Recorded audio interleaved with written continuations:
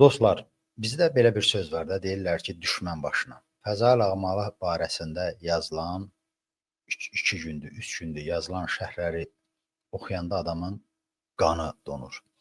Mən onun öldüyü gün buradan bir çağırış elədim onun yaxınlarına. Ümid eləyirəm ki, bu çağırışı eşitdilər, eşitməyiblərsə, sizin hər hansı formada əlaqəniz varsa bir daha eşitdirin ki, onun oğlu, qızı, nəvələri, yaxınları, doğmaları, onun xatirini istəyən insanlar sosial şəbəkələrə girməsin. Çünki həqiqətən yazılan şərhlər dəhşət saçır. Türk qardaşlarımız demiş. Təsəvvür edin ki, mən qəddar insan deyiləm. Yəni bu təbəssümümü mənə bağışlayın, amma özümü saxlaya bilmirəm. Təsəvvür edin ki, adama baş sağlığı yazırlar. 1000-dən ora reaksiya gəlir. O Facebookda reaksiyaları bilirsiniz də, bəyəndim işarəsi. Və 1000-in 980-i gülüş işarəsi olur. Təsəvvür edirsiniz, adamın ölümünə gülüşlə, ona verilən baş sağlığına gülüşlə insanlar reaksiya verirlər. Bir neçə lənət obrazına dirikən çevrilmiş şəxslər var Azərbaycanda. Mir Şahindir, Rauf Harifoğludur.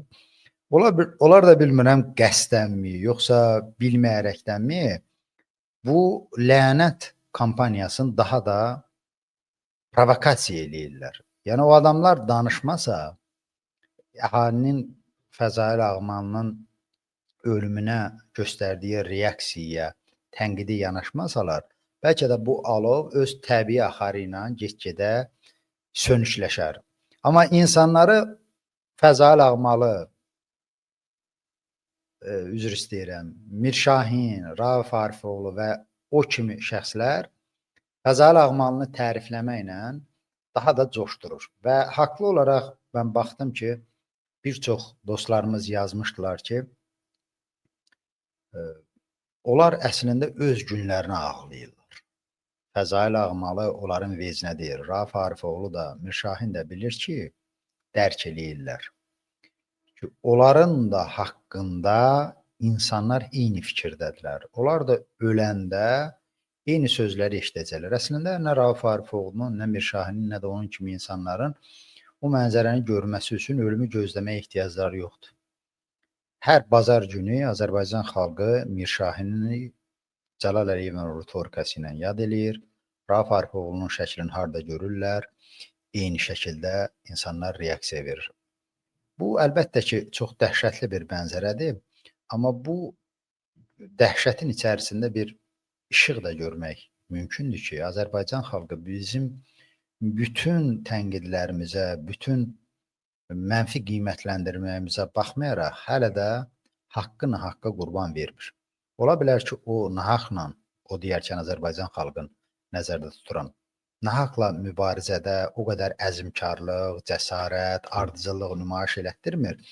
Amma öz beyninin bir yerində, latent halda bu dönüşlərə, nadürüstlərə, satqınlara həqiqi qiymətini qoruyur və biz bunu vaxtaşırı bu məmurlar həyatdan köçəndə, deputatlar həyatdan köçəndə görürük. Və mən bütün bunları görərkən həmişə təkrar edirəm ki, bu həm də İlham Əliyevə verilən qiymətdir. Əmin olmalısınız ki, bütün bu yaltaqlıq simfoniyasına baxmayaraq, İlham Əliyevin ünvanına deyilən o tərifli sözlərə, nəğmələrə, yazılan kitablara baxmayaraq, İlham Əliyev hakimiyyətdən getdiyi gün, səlahiyyətini itirdiyi gün Fəzail Ağmalının ölənlərinə rəhmət qazandıracaq. Yəni onun haqqında elə şeylər yazılacaq, deyiləcək ki, yer kürrəsi belə halları nadir görüb. Fəzail Ağmalıya bu qədər vaxt ayırmağımız kifayətdir. Sadəcə bir daha sizdən bir Azərbaycanlı dostunuz, balaca qardaşınız kimi xahiş eləyirəm. Əgər onun ailə üzvləri ilə, doğmaları ilə münasibətiniz varsa, təkidlə o ailədən rica eləyin ki, sosial şəbəkələrə baş çəkməsinlər. Ən azı bir ay. Keçən həftə, bir həftə demişdim. Amma mən bu odu, alovu, intensivliyi, kəmiyyəti görürəm, ona görə fikrimi dəyişmişəm. Deyirəm ki, bir ay olar çalışsınlar ki, görməsinlər. Çünki yıraq olsun, o ailə üzvlərinin də ürəyi dayanıb həyatdan gedə bilərlər. Çünki o yazılan şərhləri, lənətləri, Fəzail Ağamalının goruna göndərilən nifrətləri götürmək, daşımaq üçün pəhləvan olmaq da kifayət deyil. Çox ağırdır.